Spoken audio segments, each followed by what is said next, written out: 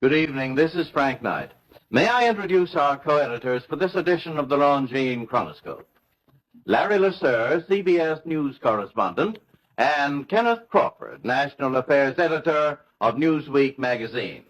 Our very distinguished guest for this evening is Admiral Richard E. Byrd. The North Pole used to be a no-man's land, but these are the days when, by buying a ticket on a commercial airliner, you can fly across the North Pole and drink a cocktail at the same time. Yet only 30 or more years ago, about 35 years ago, our guest tonight found out whether there was any land north of the North American continent. He made that first discovery flight, and I must say that Admiral Byrd, our guest tonight, is not only our greatest living explorer, but he's been an inspiration to countless Americans. Admiral Byrd, you've been to both the North Pole and the South Pole. Is there any unexplored land left on this earth that might appeal to adventurous young Americans? Yes, there is.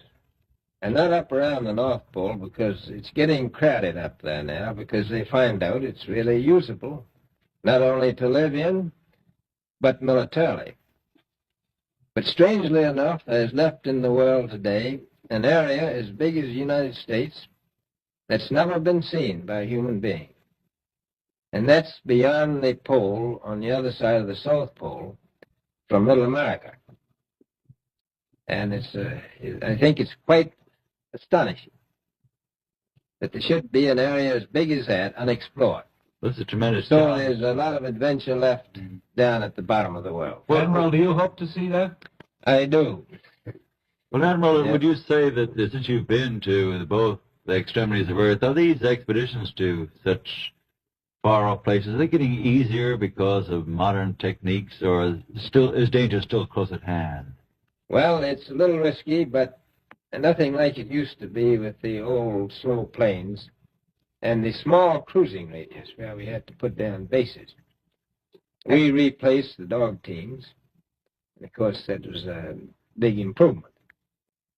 But now the planes go much faster and they are safer, and they have a much bigger cruising radius. You haven't got the danger of a terribly heavy load. Admiral, an expedition to which I believe you're the advisor is now en route. What is that expedition doing?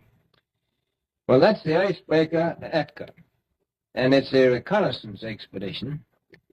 It's going down to the South Pole area to make certain observations and to look for some bases.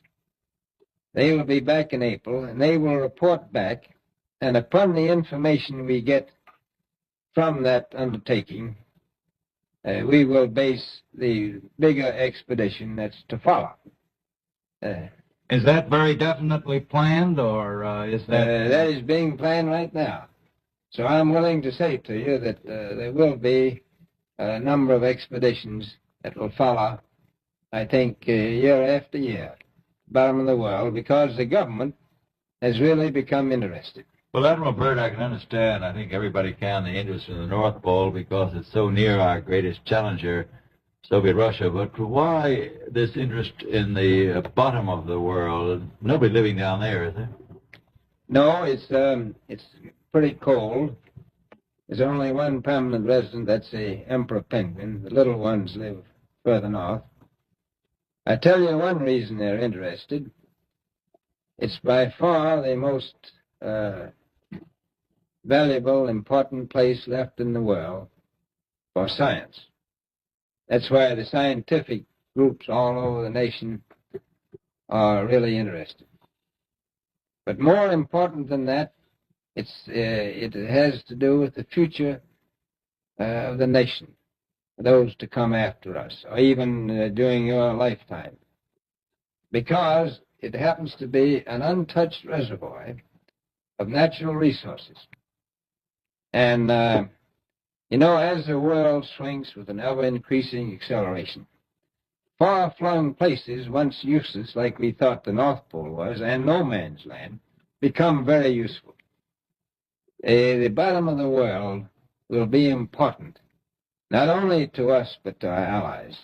I was going to ask you, does it have military importance?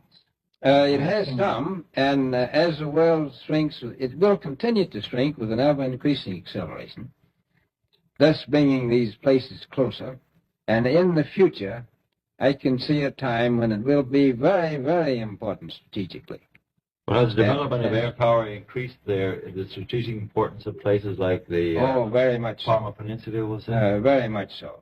Even now, if anything happened and we lost the Panama Canal, we would have to control the islands just north of Antarctica, which are part of Antarctica, and between there and Cape Horn. I've heard it said that there are 7 continents in the world, and one of them has never been seen by a woman, and that's Antarctica. Is that actually true? Well, if the Palm Peninsula is an island, as far as I know, that's true. No woman's ever stepped foot upon the Antarctic continent, and it's the most peaceful place in the world. Well, I'm sure that won't last very long. I understand that now that you're working with the Arnold Bread Company in charge of frozen foods. Now, is there any future for frozen foods down these frozen extremities? Well, I think the human race can be helped by that. This was thought out by Dean Arnold, who's, in my opinion, a great humanitarian. He learned that we went down there after 4 or 5 years and finished a meal that we had left there on the table when we had evacuated Little America. Everything was perfect, including the bread. So he got the idea of this frozen bread, and already he sent some to Europe, and it worked very well over that for some of the starving people. So you can store it down in the Antarctic and against the lean years, and you wouldn't have any people in the world really starving if you did that. So in the event of an atomic war... Stay there forever. Admiral, you speak of the resources of Antarctica. What are they? What are the natural resources there? Well, we've found enough coal within 180 miles of the South Pole in a great ridge of mountains. It's not covered with snow, enough to supply the whole world for quite a while. Well, that's the coal. Now, there's evidence of many other minerals. We're pretty sure there's oil. Now, that coal shows the bottom of the world. Now, by far the coldest spot in the world. Where that coal is gets 100 below zero in the winter. Well, it was once tropical. So we think there's oil there, and there's evidence,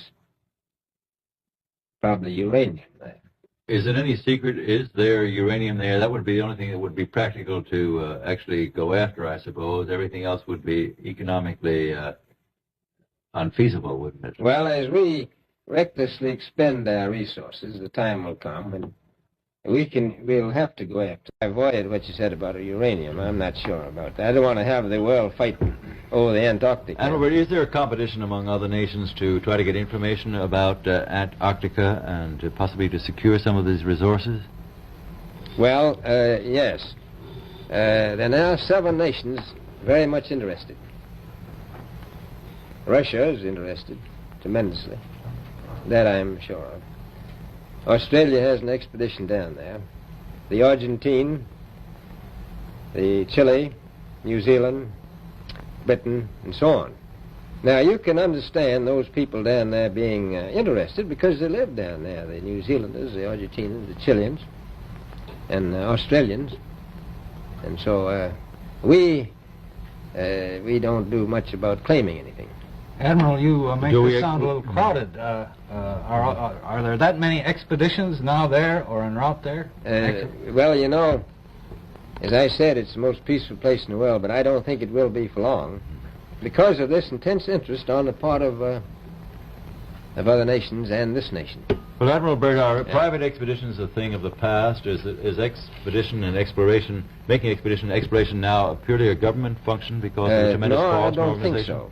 I think down south it may be more or less a thing of the past, but not other expeditions that go there. A lot of them go north now. This latest expedition now on the way is a government expedition, I take it. Yes, that's the government. Byrd, may I ask you, is there a great difference between the top of the world and the bottom of the world? There is. Now, the North Pole is the center of an ocean 10,000 feet deep. The South Pole, the center of a plateau, 10,000 feet high. The North Polar Sea is surrounded by continents that are slightly frozen. The Antarctic continent is surrounded by a belt of ice, frozen seas of at least 1,200 miles thick. Now, the South is a plateau. It gets, in some places, 14,000 feet up. I've been over areas about 13,000. And it's a little bit chilly up there.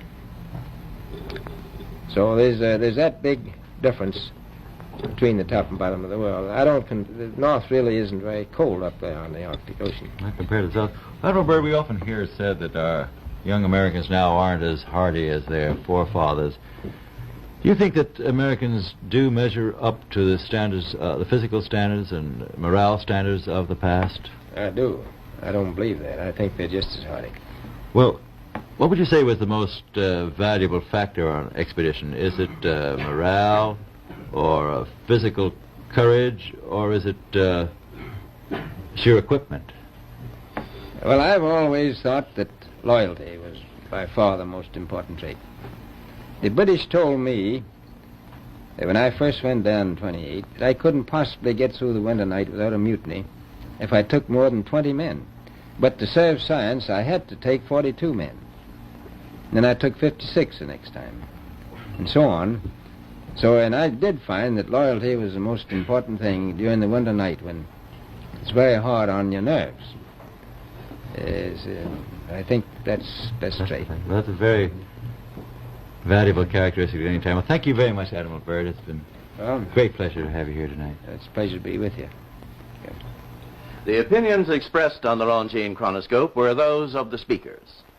The editorial board for this edition of the Longines Chronoscope was Larry LeSueur and Kenneth Crawford. Our distinguished guest was Admiral Richard E. Byrd.